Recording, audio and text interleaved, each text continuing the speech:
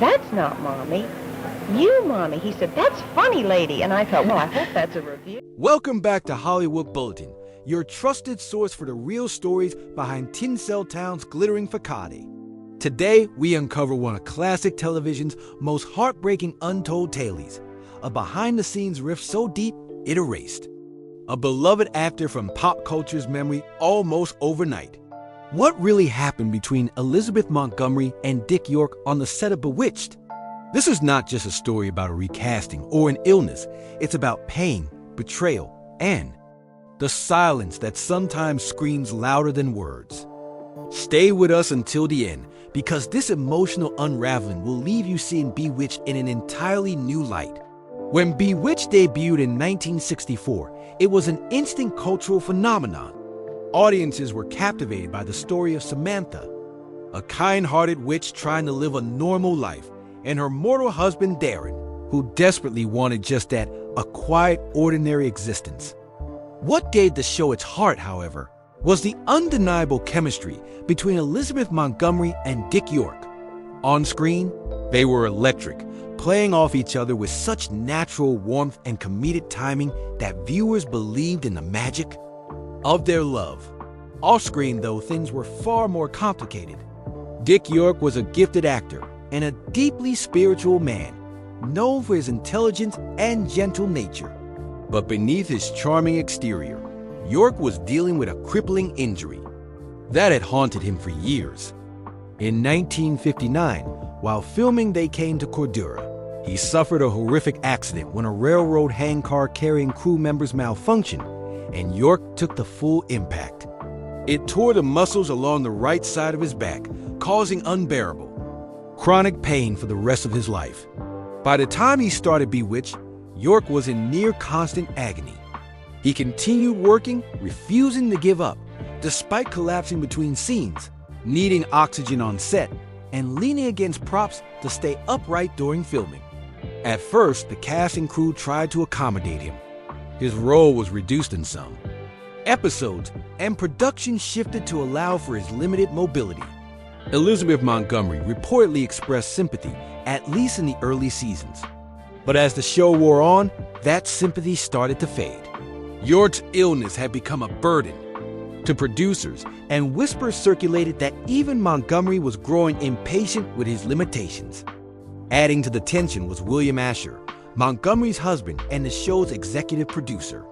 Asher had a reputation for being demanding and had little patience for delays.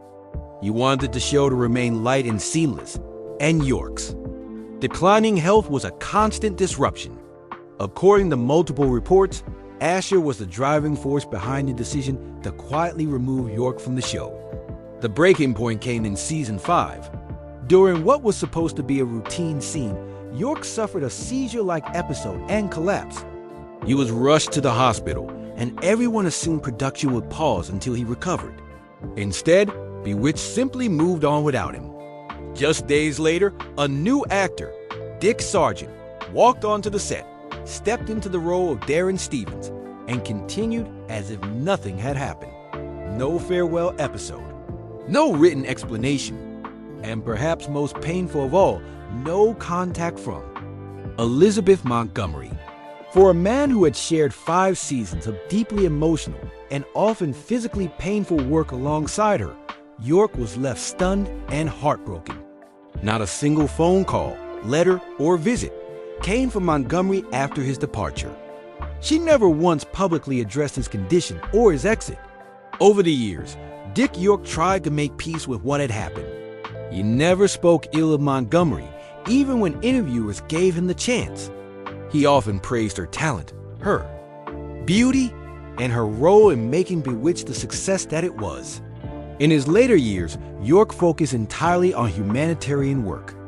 Confined to his bed, living in modest circumstances, and hooked up to an oxygen machine, he founded Acting for Life, a non-profit organization that raised money for the homeless and those in need. He made hundreds of fundraising calls from his bed, trying to help others, even as he lived in near poverty himself. All the while, he waited, not for a second chance at fame, but for a phone call, for any sign that Montgomery remembered him. That she forgave him, or perhaps that she regretted. The silence. But that call never came. Dick York died in 1992 at the age of 63 from complications related to emphysema. His final years were spent in pain but filled with purpose.